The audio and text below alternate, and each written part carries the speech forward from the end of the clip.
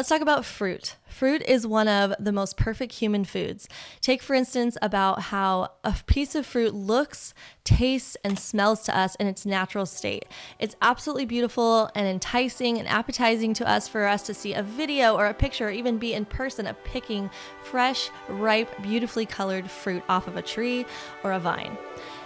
Now compare that to dismembering an animal. There is nothing appetizing to us about the skinning and dismemberment of an animal and blood dripping from their body. Fruits taste absolutely delicious to us, and we love to see videos of people picking fresh fruit. We even take children to go strawberry picking and make it a field trip, but we definitely don't take kids to a trip to the slaughterhouse.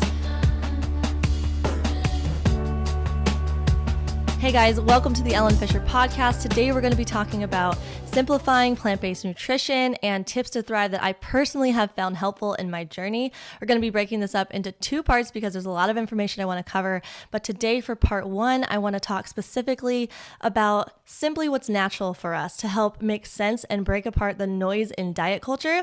I'm going to talk about my health journey and also tips to thrive. And if you'd like to get even more tips than I share in this episode today, you can get any of my ebooks at ellenfisher.com, filled with beginner vegan tips, health tips, and encouragement, all of our family's favorite recipes that are both delicious and nourishing, tips for raising healthy plant-based kids, and more. So who am I addressing in this episode?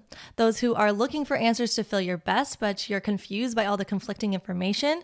Those of you who are into plant-based eating or want to start eating plant-based and dip your toes in it. And also maybe even some of you who have tried eating vegan or plant-based in the past, but stopped for a variety of reasons, including possibly just missing the mark on feeling your best and hitting those health markers that are so important to thrive, because it can be really easy to get confused. So many people go through life just very confused on what to eat or how to live in a way that's going to help them feel their best, to not only have great fertility and healthy mindset about food that also helps them to eat until they're satisfied while maintaining optimal weight, hormone balance, and having great digestion and good sustained energy, while also eating in a way that promotes longevity and preventing disease.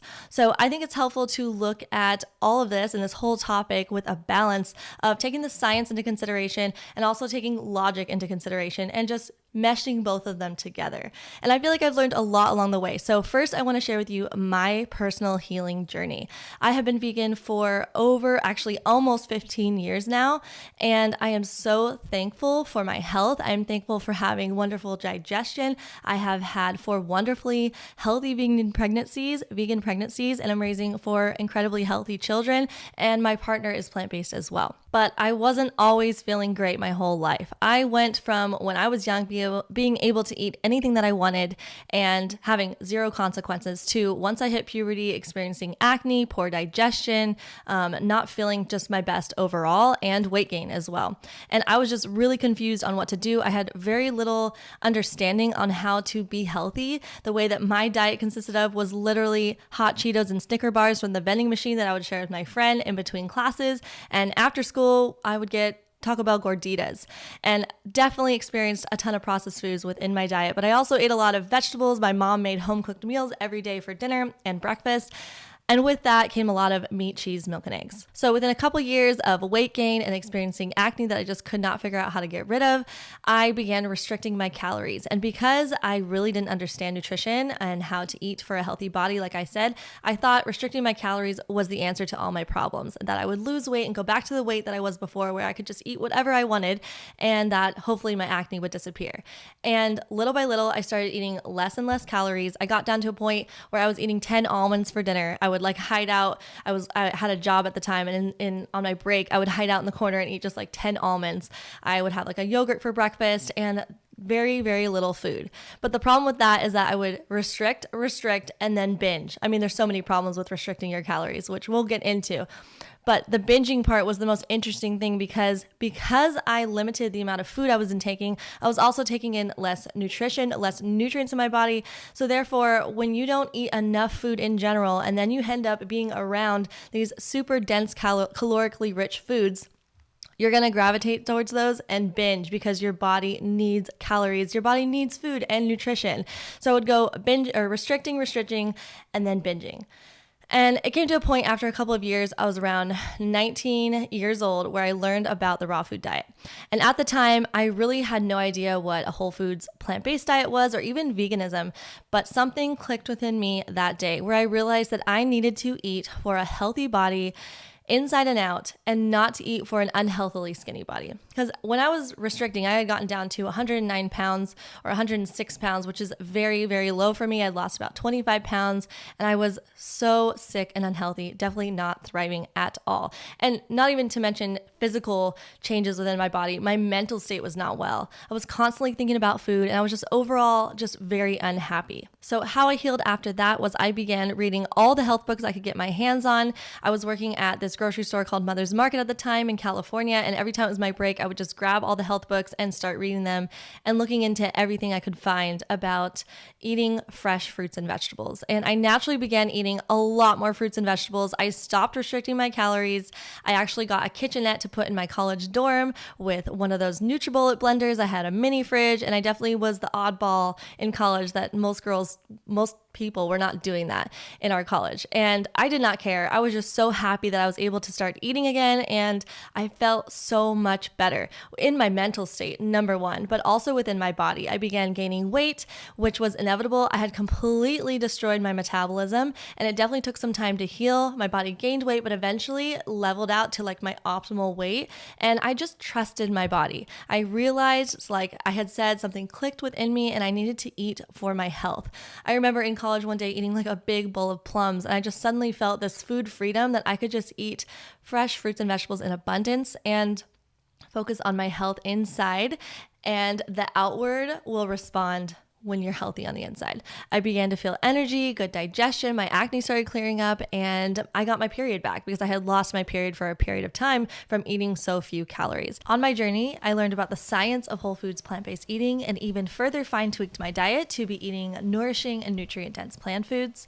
And while in the beginning I started out eating this way for my health, I eventually was suggested a video called The Best Speech You'll Ever Hear by Gary Yourofsky, and that video completely flipped my worldview upside down, and I became an ethical vegan overnight. And it just so happens that the foods that are healthiest for us also are kinder to the animals and have a lighter footprint on the planet as well.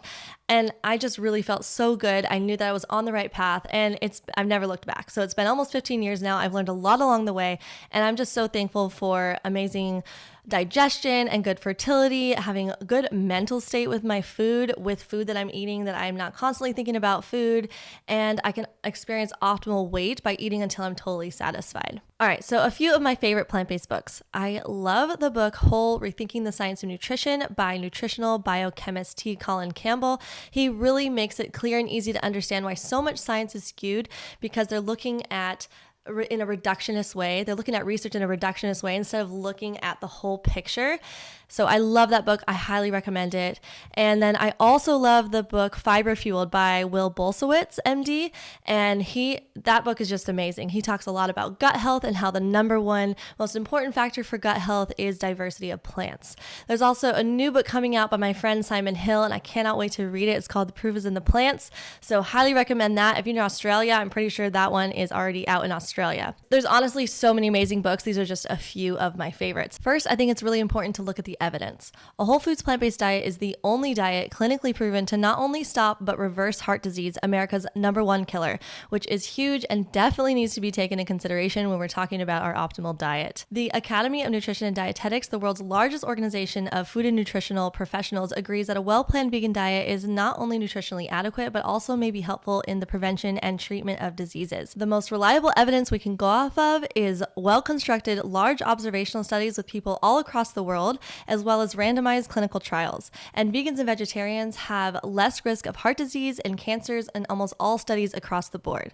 We know from the scientific body of evidence that saturated fat causes heart disease, so increased meat consumption, taking you out of that plant-predominant diet, increases your risk of cardiovascular disease, dementia, and some cancers. And when I say predominant plant-based plant-based diet, I'm talking where more than 80% of your calories are coming from plants at least. Meat is nutrient dense, it is, but it comes at a cost of gaining and accessing many calories from those foods in the long run and long term.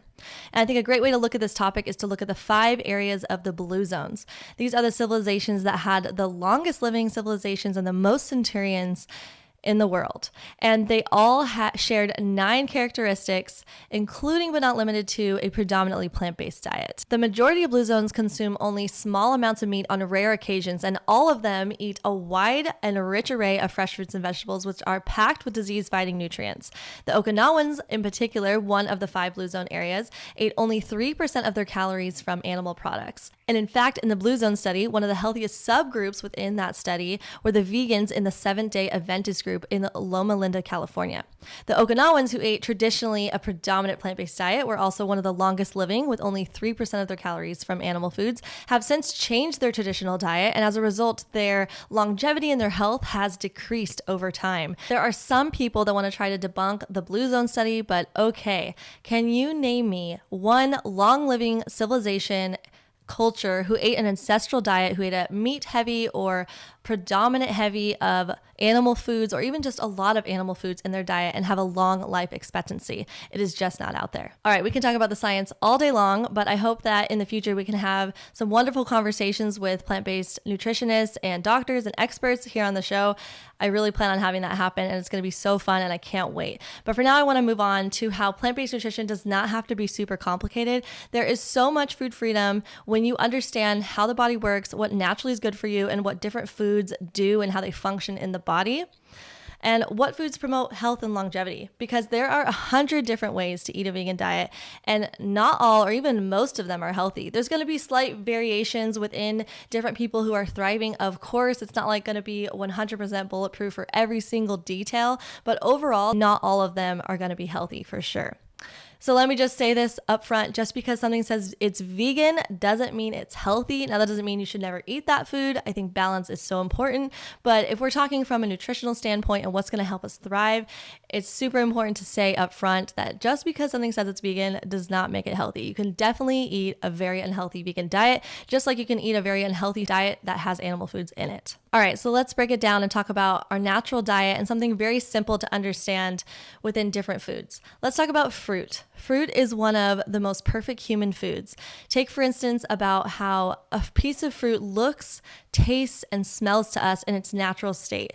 It's absolutely beautiful and enticing and appetizing to us for us to see a video or a picture or even be in person of picking fresh, ripe, beautifully colored fruit off of a tree or a vine. Even brightly colored greens and vegetables in a garden appeal to us by sight, taste, and smell. There is joy in picking brightly colored fruits and vegetables in nutrient-dense soil, and we find the process beautiful with not only fruits but vegetables as well. Now compare that to dismembering an animal. There is nothing appetizing to us about the skinning and dismemberment of an animal and blood dripping from their body.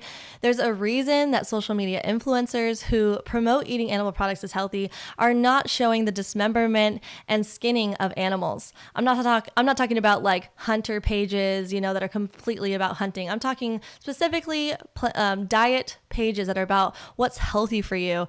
They're not going to be showing videos of animals being dismembered on their page, because we all know nobody wants to see that. There's nothing beautiful to us about it in comparison when it comes to showing something like fresh, ripe fruit. That should tell us a lot by what naturally looks good to us in its natural state, especially a well-grown ripe fruit tree.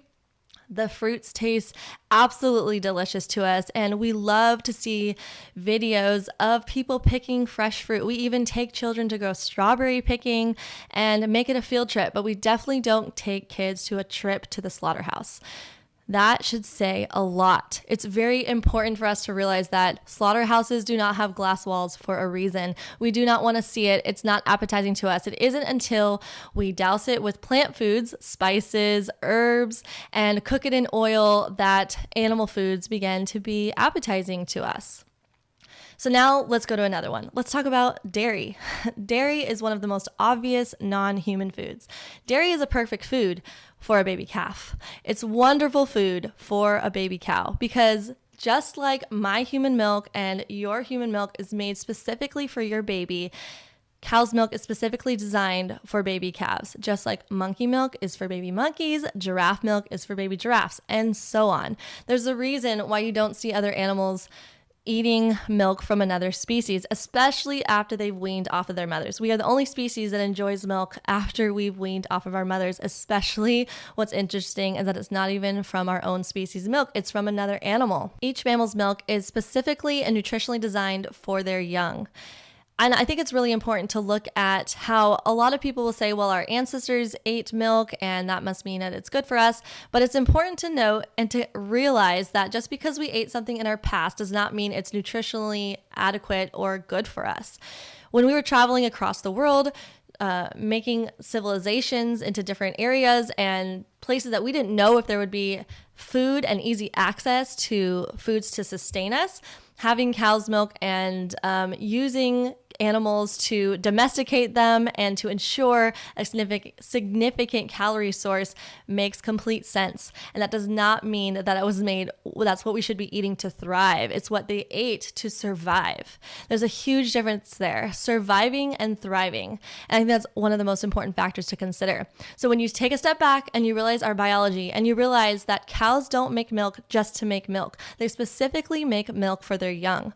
That brings a whole new understanding and just simple picture of whether we are designed to be eating cow's milk. We as humans do not need milk once we are weaned off of our mothers. Breast milk is specifically designed for our babies, and as they get older and grow out of the need for that, we do not need milk from our own mothers or any other mammal ever again. Some meat enthusiasts, when making the argument that we are supposed to be eating a lot more animal foods and not very many plants, is they compare us to cows, saying that cows have 4 stomachs and they are grass eaters, therefore we're not supposed to be eating very many plants or leafy greens. But of course we are not grass eaters. That's very clear. We don't have 4 stomachs and it's not a fair comparison. We are actually more consistent and in line to our design to that of a frugivore, to an ape or a bonobo monkey who eats largely consisting of fresh fruits and also leafy greens with very little meat.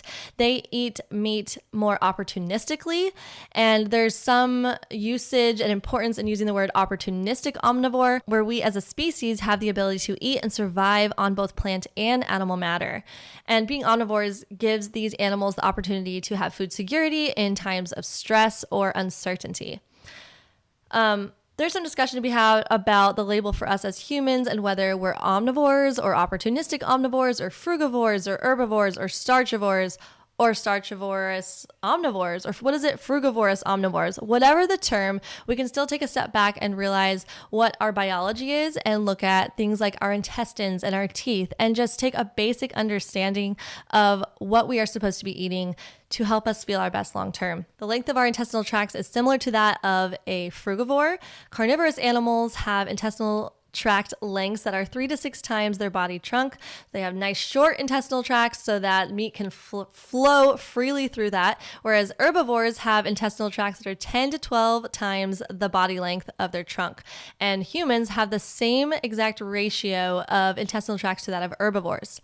Also, if we talk about stomach acidity, what is the main enzyme in our saliva? It's called amylase, which is a carbohydrate digesting enzyme, which makes it more easily for your body to break down and absorb. And the entrance to your digestive tract should be a really clear signal of what we should be eating. There are hundreds of things which make us more likely to be drawn towards more plant foods than not. For example, fiber is essential for good digestion. We should be eating lots of fiber. And if you're eating meat or animal foods at every meal, you're at risk of not getting enough fiber because we need such a great size of it, such a great amount. So clearly we can survive on meat, we can survive on animal foods, and our ancestors in the past did eat them to survive, but there's a big difference between what will help us thrive long term versus merely surviving. Something else I find fascinating is how easy it is to forget the amount of energy that it goes into to create animal foods and processed foods as well. Without government subsidies, we would have a much easier time understanding how much these foods should cost and how much energy it goes into producing these foods. Specifically, animal foods in conjunction with processed foods. Our government subsidizes animal foods as well as the crops that we use to feed the animals and the crops that go into the majority of processed foods, namely corn and soy. If the government didn't subsidize these things, animal foods and processed foods would cost significantly higher amounts, and we would naturally not be eating near as much of it. There's a reason that a box of Lucky Charms and a cheeseburger from McDonald's costs less than just a head of broccoli. Think about how many ingredients and how much production goes into creating that cheeseburger or a box of cereal compared to just eating a head of broccoli and buying just a broccoli that was grown in a garden, because our government does not put an emphasis towards subsidizing near as much of fresh fruits and vegetables, which is, if we're going to subsidize anything, that's what we should be subsidizing. And as a result, it creates this disproportionate understanding of what amounts of foods we should be eating, because it seems so easy. The animal foods are significantly cheaper than they would be. If our government instead had a goal of health instead of catering to powerful lobbyists, our tax dollars could go towards more nutrient and calorically dense plant foods instead. Now, the topic of food deserts and food insecurity is obviously very layered, and this is not really going into it that much. And I would love to eventually have an expert on the podcast to do a whole episode on this show for that. And lastly, when talking about nature and what foods are optimal for us, let's talk about how we naturally teach children to be kind to animals. Our inclination is to tell them to be gentle to the cat, be nice to the dog, don't pull on the kitty's tail, hold the baby duck carefully, don't let them fall. And in fact, if a child is showing tendencies to hurt animals, we consider that a red flag and something to be really looking into and as scary, because children naturally love animals, which should tell us a lot. Even looking at something as simple as child movies, where the animals are the heroes, the animals are the ones that we love, and the people who are trying to hurt them, kill them, or lock them up in cages are the bad guys. We can look at movies like Dumbo, Nemo, Chicken Run, Bambi, Free Willy, the list goes on.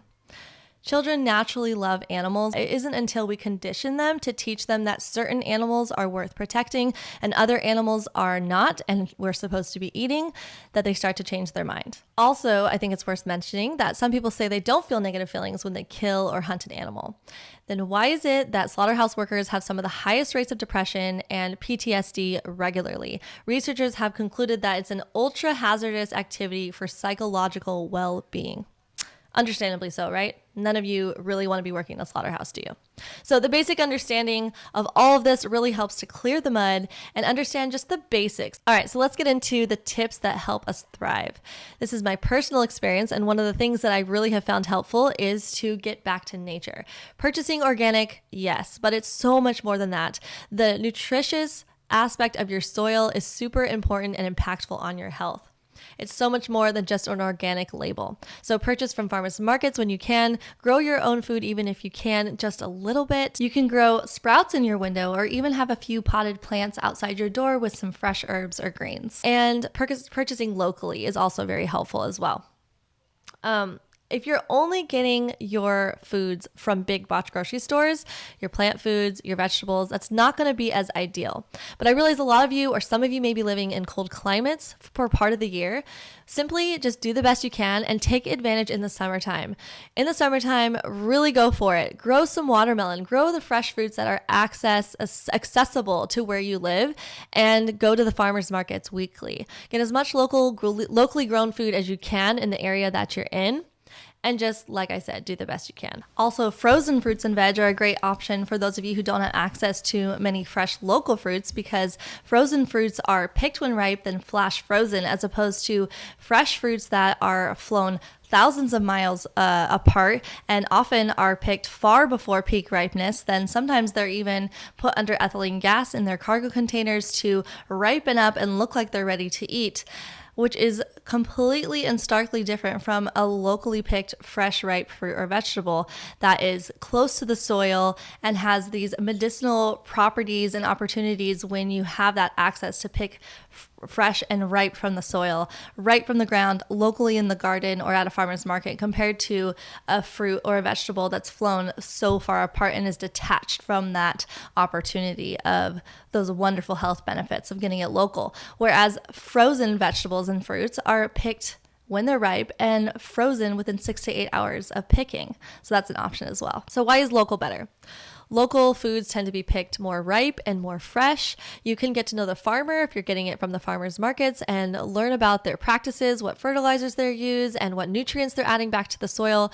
Smaller local farms tend to put more care more often times into their soil and the way that they're growing their food.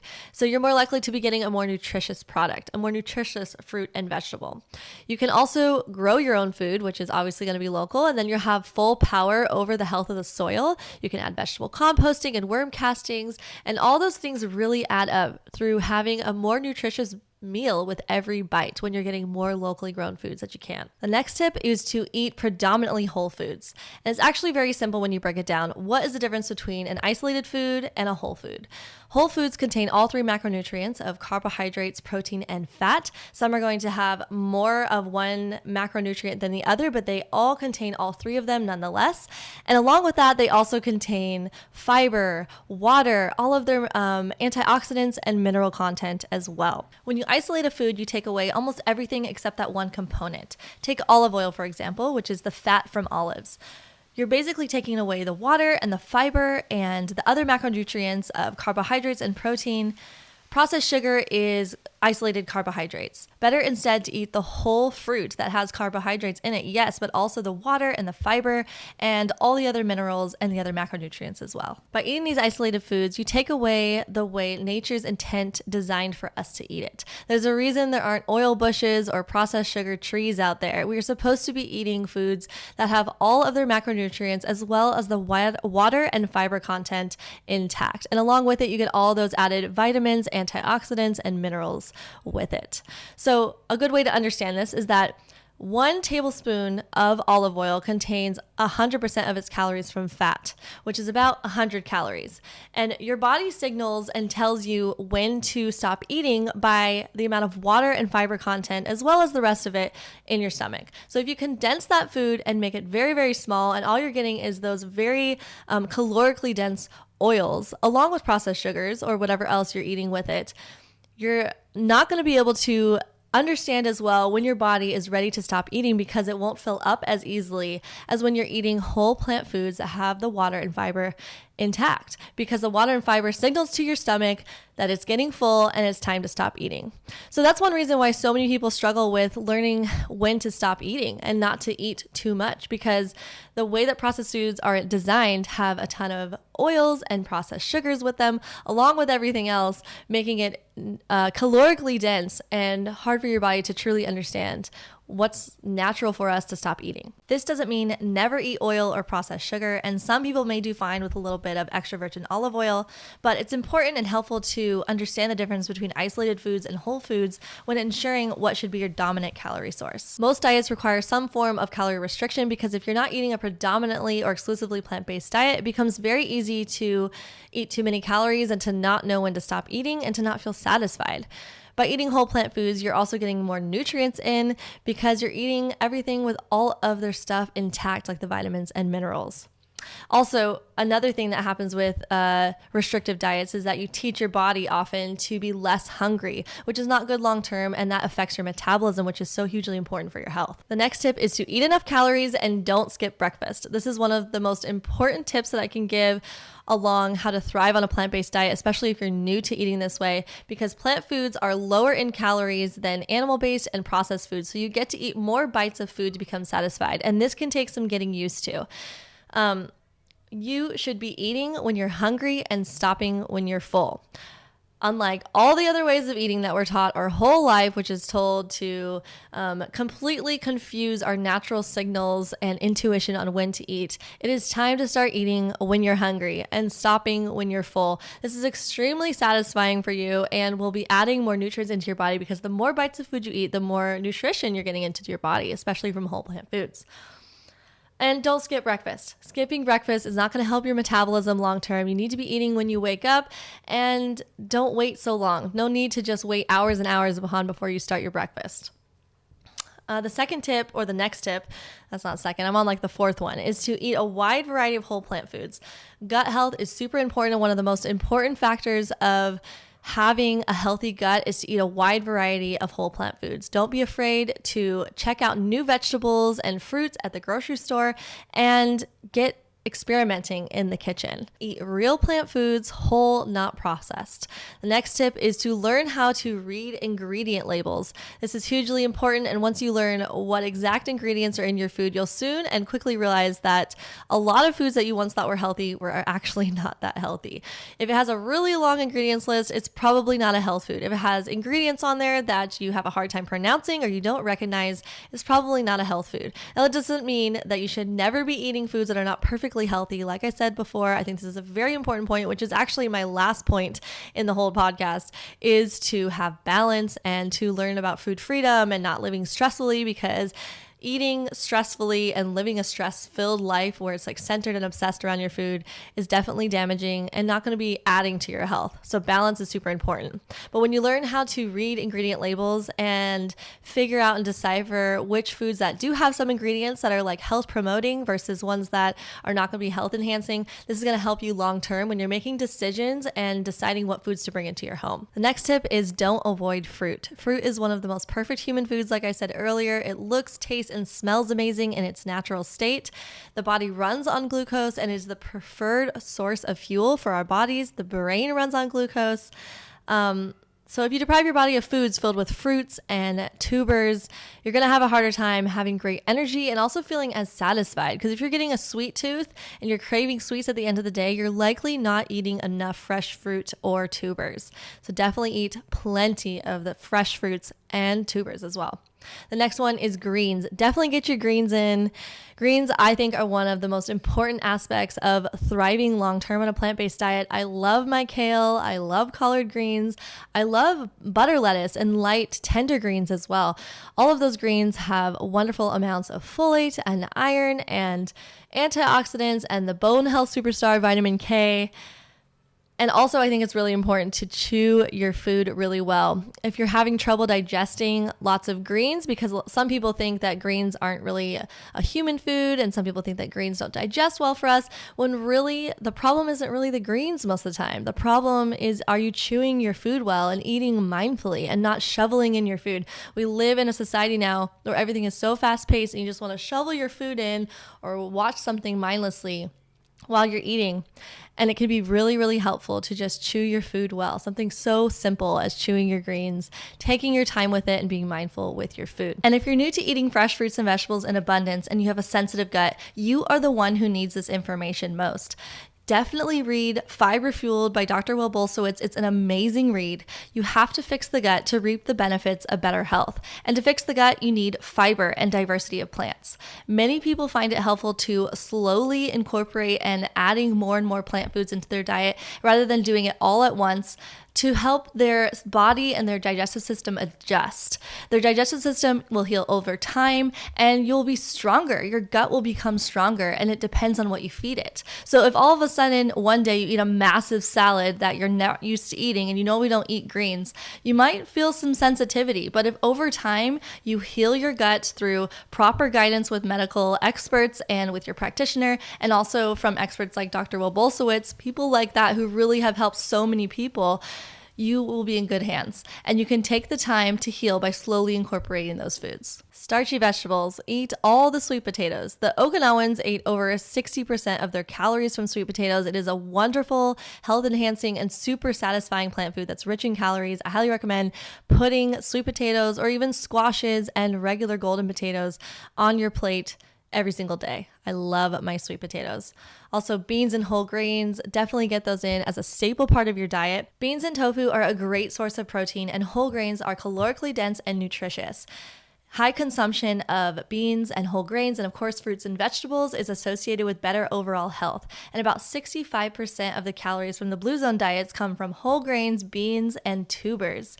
Eating whole grains and increasing that consumption is associated with lowering your risk of disease in general, many kinds of diseases. But let's specifically talk about optimizing your bioavailability. You can get more nutrition out of your beans and legumes if you soak them overnight.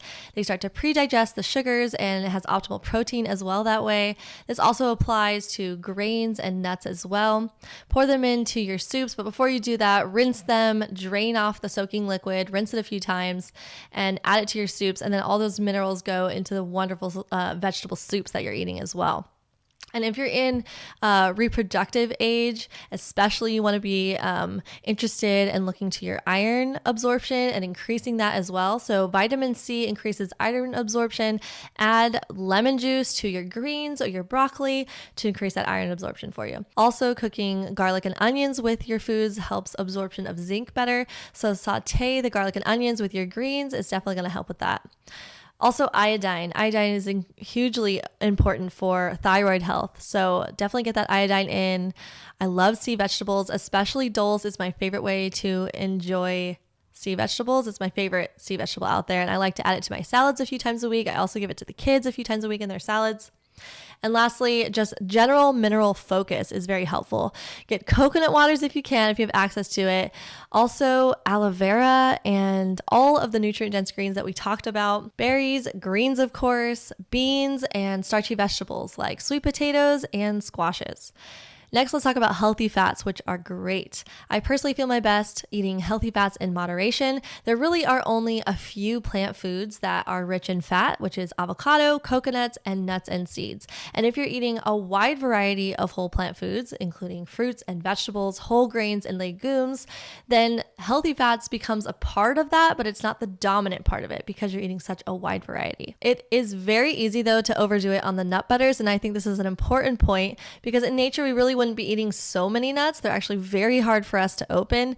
And if we were to be doing it naturally, we'd be only eating a few or a handful of them, not be getting these large quantities in bulk bins or huge scoopfuls of nut butters. We totally as a family do enjoy nut butters. And let me just make that clear. But I do think it's important to not overdo it and just to be mindful of that. So out of all these plant foods that we've talked about, whole plant foods, legumes, beans, fresh fruits and vegetables, and healthy fats like avocados and seeds. I love the hemp seeds. Hemp seeds are a wonderful seed to add to your diet. We love adding them to our smoothies or sprinkling it on salads. All of these foods should be the predominant part of our diet that we're eating in abundance. But the last tip that I have is balance. Let me be clear. This doesn't mean that you should never be eating something that isn't like totally health enhancing. The importance is the majority of what you're eating. So for us as a family, that means everything or pretty much mostly everything what we're bringing into our home is whole plant foods. For a while, we were getting lazy with like making our own hummus. We were feeling really busy with just having our fourth child, having a newborn and 3 older kids. And we were just buying that big ton of hummus at the big box grocery store. And then once we got to a place where we were feeling a little bit more with our head on our shoulders, a little bit less crazy in life, we're like, all right, we're ready to start making our own hummus again. We don't need to be buying this hummus that has like processed oils in it and things that aren't necessarily health enhancing. And we feel really good about that balance of there's going to be certain times when it's not perfect, but for the most part, the majority of what we're eating is fresh fruits and vegetables, whole plant foods. And really, your health lies in the majority of what you're eating. So it's not that 5 to 10% of foods that you're eating is where your health lies. What you decide to do with that 5 to 10% is really up to you. But I personally choose to eat totally plant-based vegan because I don't want to support the suffering of animals and I want to cause the least amount of suffering that I can. And also because the science is very clear that animal foods have a way higher footprint on the planet and eating plant-based significantly lowers your footprint on the planet. That is hugely important to me as well. So it's far more than just the one reason of eating for my health, which makes it an easy choice for me to eat totally vegan. All right, that is about everything I want to cover today. I really hope you enjoyed this episode and I'm very excited for part 2, which I'm going to be covering more specifically on meal planning and how to center foods and what to center the food around on your plate. And also I'm going to be talking more about the blue zones and diving more into that and talking about their longevity and health and other ways that it helps them to be the longest living cultures other than just the foods that they eat. So I can't wait for that. And thank you so much for joining. I will see you next episode.